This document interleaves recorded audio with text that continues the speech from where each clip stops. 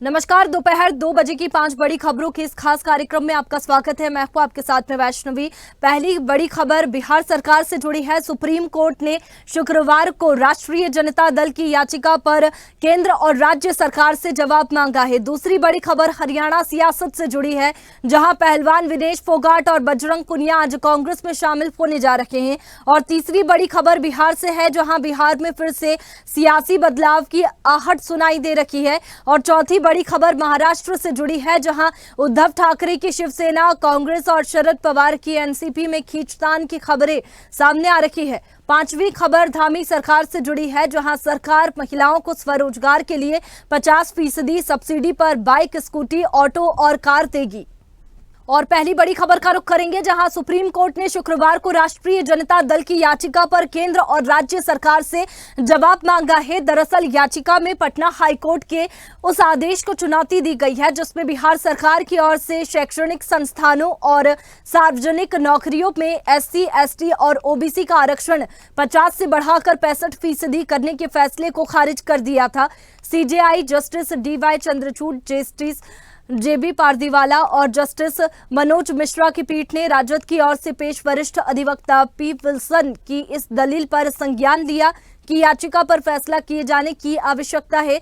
वहीं शीर्ष अदालत ने नोटिस जारी किया और लंबित याचिकाओं के साथ इसे भी जोड़ दिया। हाईकोर्ट ने बिहार सरकार की ओर से शैक्षणिक संस्थानों और सार्वजनिक नौकरियों में एससी, एसटी और ओबीसी का आरक्षण 50 से बढ़ाकर 65% करने के फैसले को खारिज कर दिया था, जिसके बाद बिहार सरकार ने शीर्ष अदालत का रुख किया। और इसी पर ज्यादा जानकारी के साथ संवाददाता तनु हमारे साथ में लाइव जुड़ चुकी है। तनु, इससे पहले भी आरक्षण का ये मुद्दा हाईकोर्ट पहुंचा और याचिका खारिज की गई थी। क्या कारण तब रहे थे और अब एक बार फिर से ये सामने आया है कि आरक्षण को बढ़ाया जाएगा? जी बिल्कुल, देखिए जिस तरह से अगर बिहार की बात की जाए वैष्णवी, तो जातीय जनगणना के बाद ये जो मुद्दा है ये सबसे ज्यादा गरमाया हुआ है। देखिए जिस तरीके से जो 50% का जो आरक्षण था उसको बढ़ाकर 65 कर दिया गया, एससी, एसटी और जो पिछड़े वर्ग है उनके फेवर के लिए यहाँ पर ये किया गया। लेकिन देखिए जिस तरीके से पटना हाईकोर्ट ने रद्द कर दिया, उसके बाद सुप्रीम कोर्ट का रुख आज किया गया और सुप्रीम कोर्ट का रुख करने के बाद डीवाई चंद्रचूड़, जेबी पारदीवाला और मनोज मिश्रा की बेंच ने वैष्णवी आज सुनवाई की है और आरजेडी की और जो बिहार सरकार की ये जो फाइल है इसको एक साथ अटैच किया है सुप्रीम कोर्ट ने और साथ ही नोटिस भी जारी किया है। केंद्र सरकार और राज्य सरकार से जवाब भी मांगा है सुप्रीम कोर्ट ने। और जिस दौरान वैष्णवी ये सुनवाई चल रही थी उस टाइम जो वकीलों की दलील थी, अगर हम बात करें तो उन्होंने इस तरीके से दलील दी है कि जो 50% से 65% बढ़ाया गया है बिहार में, ये इस मद्देनजर बढ़ाया गया है ताकि लोगों को और ज्यादा इसकी जो बेनिफिट्स है वो मिल सके। लेकिन देखिए जिस तरीके से हमने पिछले दिनों में वैष्णवी देखा कि बिहार में भी इसको लेकर पटना हाईकोर्ट ने ये पूरा मामला जो है वो रद्द कर दिया गया था और उसके बाद आलम ये हुआ कि सुप्रीम कोर्ट का रुख करना पड़ा। तो आज जिस तरीके से सुप्रीम कोर्ट ने अपने फैसले में साफ तौर पर जवाब भी मांगा है और इसकी सुनवाई के लिए भी रेडी हो गया सुप्रीम कोर्ट, तो कहीं ना कहीं ये इंडिकेशन है वैष्णवी की आने वाले टाइम में कि हो सकता है कि जो 50 से बढ़ाकर 65 किया गया है ये कंटिन्यू रहे, क्योंकि सुप्रीम कोर्ट ने आज इस तरीके से संकेत दिए है वैष्णवी। बिल्कुल तनु, जिस तरीके से आगामी समय में चुनाव भी होने वाले हैं और ऐसे में अगर बात करें तो क्या एससी, एसटी को साधने की कोशिश आरक्षण के जरिए की जा रही है और ये सब उसी की कोशिशें हैं? एक बार थोड़ा वॉइस का तनु, आवाज पहुंच पा रही है आप तक? जी वैष्णवी जी। तनु, जिस तरीके से आगामी दिनों में चुनाव भी आने वाले हैं और ऐसे में जो आरक्षण को लेकर के चर्चाएं चल रही है, अब सुप्रीम कोर्ट का रुख किया जा रहा है, ऐसे में क्या आरक्षण को लेकर एससी, एसटी को साधने की कोशिश की जा रही है और ये भी जो भी कुछ आरक्षण को लेकर के हो रहा है सब इलेक्शन की ही तैयारी है? बिल्कुल बिल्कुल वैष्णवी, देखिए जिस तरीके से आपने जिक्र किया कि अब जो अपकमिंग इलेक्शंस है उसको लेकर ही ये पूरा जो मामला है वो सामने आ रहा है। और देखिए अगर चिराग पासवान का भी आप स्टैंड देखिए या फिर जिस तरीके से नीतीश का भी स्टैंड दिखता है तो वो उनका ये स्टैंड रहता है कि जो पिछड़ा वर्ग है, जो एससी, एसटी है, उसको ज्यादा प्रायोरिटी जो है वो मिलनी चाहिए। हम जिस तरीके से जातीय जनगणना में भी देखते हैं चिराग पासवान का स्टैंड हमें देखने को मिला, उन्होंने साफ तौर पर इसका फेवर भी किया है। तो देखिए कहीं ना कहीं इलेक्शन की तैयारी है, कहीं ना कहीं ये मैसेज पहुंचाने की तैयारी है कि बिहार सरकार जो है वो फेवर में काम करती आई है और आगे भी करेगी। तो एक ये पूरी भूमिका बनाने की आपने कोशिश कर रही है और सुप्रीम कोर्ट भी देखिए बिल्कुल तनु, जिस तरीके से अब ये इस आरक्षण के मामले में सियासत भी देखने को मिल रही है, ऐसे में क्या लगता है सुप्रीम कोर्ट का रुख अब किया गया है तो क्या 50 से 65% जो आरक्षण बढ़ाने की बात आ रही है उसको मंजूरी मिल जाएगी? बिल्कुल बिल्कुल, देखिए जिस तरीके से वैष्णवी मैंने अपना जिक्र भी किया था कि आज जो सुनवाई हुई है, जो पॉइंटर्स रखे गए हैं, और एक बहुत बड़ी बात ये भी हो जाती है कि जिस तरीके से पटना हाईकोर्ट ने तो रद्द ही कर दिया था, लेकिन सुप्रीम कोर्ट ने संज्ञान लिया और 3 बड़े की जो बेंच बैठी जिसमें खुद डीवाई चंद्रचूड़ है, तो वैसे ही इस सीरियसनेस जो है इस मैटर की वो बढ़ जाती है। और सुप्रीम कोर्ट ने आज भी कहीं ना कहीं संकेत दिए हैं, लेकिन सुप्रीम कोर्ट टाइम लेना चाहता है, एक कंक्लूजन पर पहुंचना चाहता है। सुनवाई अभी देखिए 1-2 बार और होगी और सुप्रीम कोर्ट जरूर इस कंक्लूजन पे पहुंचेगा। जिस तरीके से तमाम कयास लगाए जा रहे हैं, संकेत दिए जा रहे हैं कि ये 50 से 65 जो है वो बढ़ाया जाएगा, क्योंकि कहीं ना कहीं सुप्रीम कोर्ट भी इस बात से वैष्णवी एग्री करती है कि जो हमारे देश में पिछड़ा वर्ग है, जो एससी है, जो एसटी है, वो आज भी अपनी जो बेसिक नीड्स है उसको पूरा करने के लिए स्ट्रगल कर रहा है। तो कहीं ना कहीं पिछली बार भी हमने देखा है कि जब ऐसे मामले आए हैं तो सुप्रीम कोर्ट काफी बार फेवर में दिखाई दिया है, तो इंडिकेशन तो मिल गया है। अब आने वाले दिनों में देखने वाली बात होगी वैष्णवी कि क्या कुछ सुप्रीम कोर्ट का फैसला रहता है, क्योंकि उससे ही सारी पिक्चर बदल जाएगी। बिल्कुल, अब ये देखने वाली बात होगी कि आरक्षण को बढ़ाया जाता है या फिर नहीं। शुक्रिया तनु आपका तमाम जानकारी के लिए।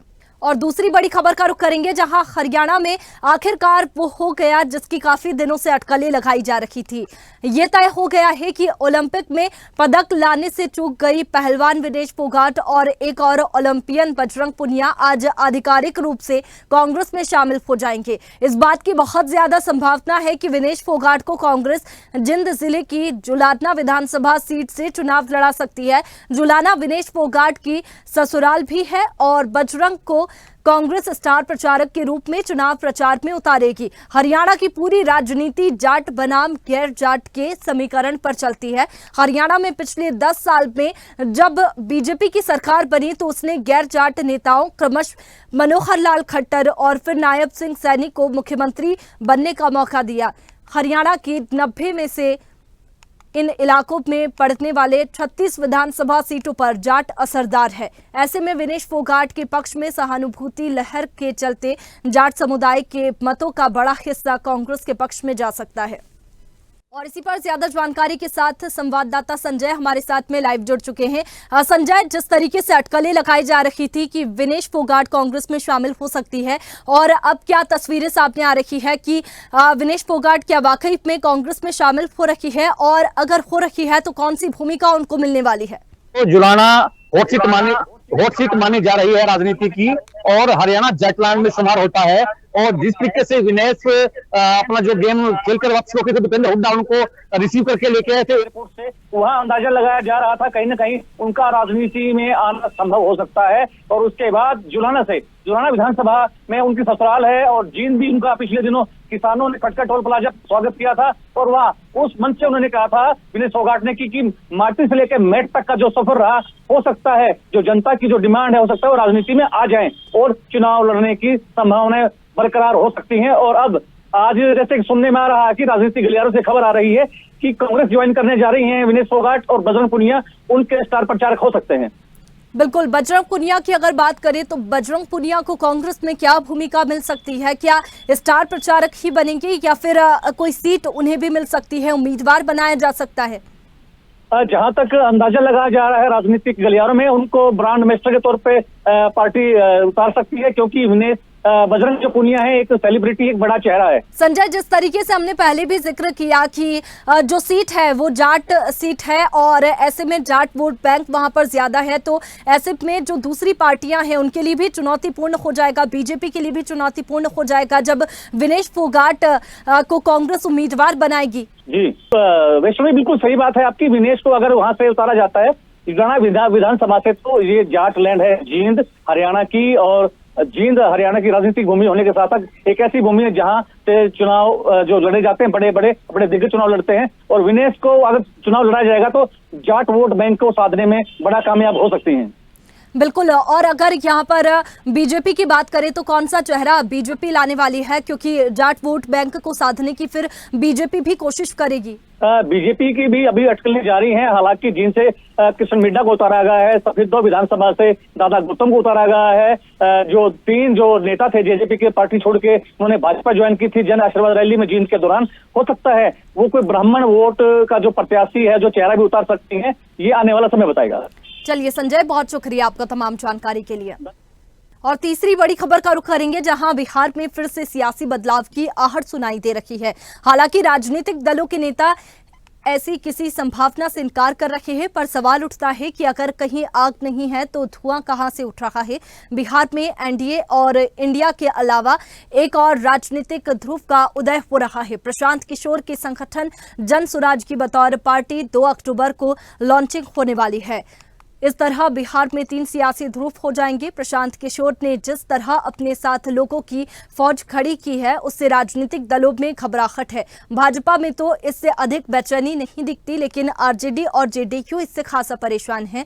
प्रशांत किशोर को आरजेडी ने पहले ही भाजपा की बी टीम बता दिया है और जेडीयू उनके आरोपों को जिस तरह खारिज करता रहा है, उससे लगता है कि उसे भी प्रशांत से परेशानी दिख रही है। और इसी पर ज्यादा जानकारी के साथ ब्यूरो चीफ धर्मेंद्र हमारे साथ में लाइव जुड़ चुके हैं। धर्मेंद्र, एक और पार्टी अब बनने जा रही है प्रशांत किशोर की, ऐसे में जो दूसरी सियासी पार्टियां हैं उनकी मुश्किलें बढ़ सकती है चुनाव के समय में।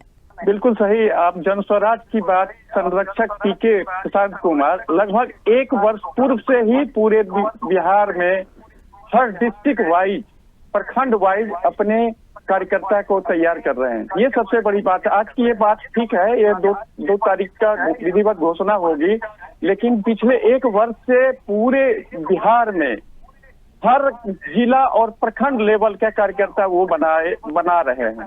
ये सबसे बड़ी बात है। और जिस तरह से उन्होंने मंच पर विधिवत घोषणा किया कि 40 सीटें मुस्लिम होगा, 40 सीटें महिलाएं होगी, तो कहीं न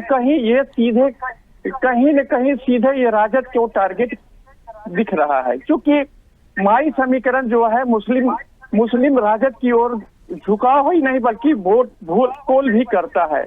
वैसी स्थिति अगर 40 कैंडिडेट्स जन स्वराज अगर उम्मीदवार देता है 2025 आगामी विधानसभा में, तो निश्चित रूप से राजद के लिए बड़ी टेढ़ी खीर होगी।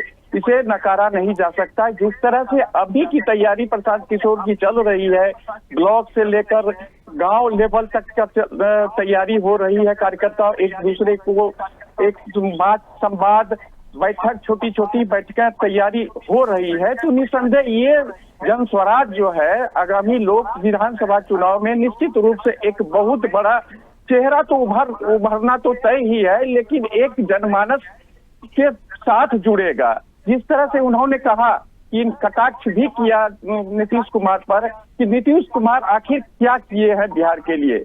बिहार के लिए तब बिहार विकास होता जब बिहार के लोग अन्य प्रांत में नौकरी के लिए नहीं जाता।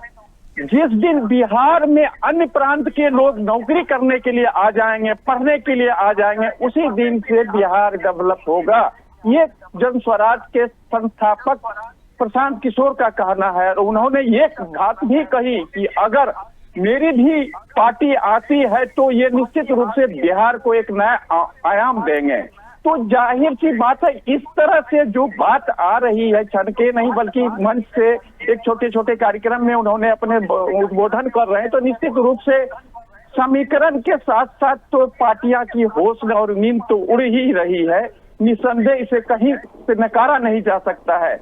और रह गई राजद और भाजपा जेडीयू, क्योंकि 40 कैंडिडेट महिलाओं के लिए आरक्षित अभी से रखा है और उन्होंने विधिवत घोषणा भी की है कि मेरे जन स्वराज पार्टी से 40 कैंडिडेट महिलाओं को टिकट दी जाएगी।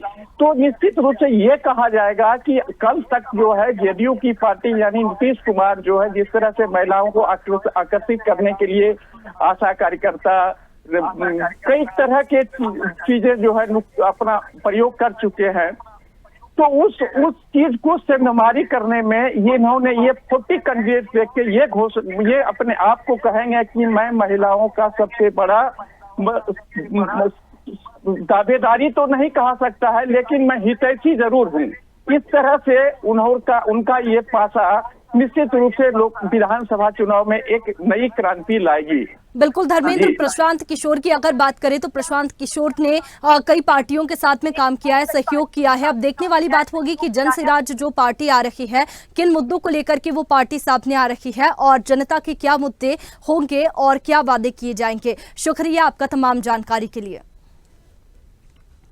महाविकास आघाड़ी में सब ठीक नहीं चल रहा है। उद्धव ठाकरे की शिवसेना, कांग्रेस और शरद पवार की एनसीपी में खींचतान की खबरें लगातार सामने आ रही है। बताया जा रहा है कि ये विवाद सीएम चेहरे को लेकर है। महाराष्ट्र विधानसभा चुनाव में एमवीए की तरफ से सीएम फेस किसका होगा, इसे लेकर तस्वीर साफ नहीं है और उद्धव ठाकरे को उनका गुट सीएम बनाने की मांग रही है और कांग्रेस इसका विरोध कर रही है। और अब राहुल गांधी की रैली से उद्धव ठाकरे का दूर रहना सवाल खड़े कर रहा है। राहुल गांधी के सांकली दौरे के दौरान कांग्रेस अध्यक्ष मल्लिकार्जुन खड़गे, एनसीपी चीफ शरद पवार, प्रदेश अध्यक्ष जयंत पाटिल और राज्य से कांग्रेस के वरिष्ठ नेता इस मौके पर मौजूद थे। एक कमी जो थी वह थी उद्धव ठाकरे की। उद्धव ठाकरे के नदारद रहने से कई सवाल उठे हैं। खास बात थी कि यहां न सिर्फ उद्धव ठाकरे गायब थे बल्कि उनके गुट का कोई नेता राहुल गांधी की रैली में नहीं मौजूद था। और इसी पर ज्यादा जानकारी के साथ ब्यूरो चीफ संदीप हमारे साथ में जुड़ चुके हैं। संदीप, क्या सियासत अब मुंबई में देखने को मिल रही है, क्योंकि इससे पहले राहुल गांधी का भी दौरा हो चुका है और एमवीए गठबंधन को लेकर के अब खटपट देखने को मिल रही है। ठाकरे जो है वो शिवसेना के लीडर है और एमवीए के पार्टनर है, जिसमें महाविकास आघाड़ी में कांग्रेस, राष्ट्रवादी और जो उद्धव ठाकरे की शिवसेना है, इनका गठबंधन है। मगर उद्धव ठाकरे का जो गुट है उसको सीएम बनाने की मांग रखी है। कांग्रेस इसका विरोध कर रही है और राहुल गांधी की रैली में भी उद्धव ठाकरे दूर रहने पर सवाल खड़े हुए। बताया जा रहा है कि जो महत्वपूर्ण माना जा रहा है कि क्योंकि उद्धव ठाकरे की शिवसेना की यूबीटी उम्मीदवार को जो कांग्रेस के बागी विशाल पाटिल ने सांगली निर्वाचन क्षेत्र से लोकसभा चुनाव में हरा दिया था। ठाकरे इस बात पर जोर दे रहे हैं कि विधानसभा चुनाव से पहले एमवीए की ओर से मुख्यमंत्री पद का उम्मीदवार की घोषणा की जाए, लेकिन शरद पवार और कांग्रेस इस बात पर सहमत नहीं है। बिल्कुल संदीप, जिस तरीके से मुंबई महाराष्ट्र में सियासत देखने को मिल रही है, राहुल गांधी का भी दौरा था जिसमें बड़े नेता भी शामिल नहीं हुए थे और महाराष्ट्र चुनाव से पहले एमवीए गठबंधन में खटपट भी देखने को मिल रही है। लेकिन आगामी दिनों की अगर बात करें तो ये जो सियासत देखने को मिल रही है वो कैसे थमेगी, क्योंकि अभी चेहरा सीएम फेस जो है वो तय नहीं है। जी बिल्कुल, शरद पवार ने जो बुधवार को कहा था कि मुख्यमंत्री कौन होगा इसका फैसला चुनाव परिणाम आने के बाद ही किया जा सकता है।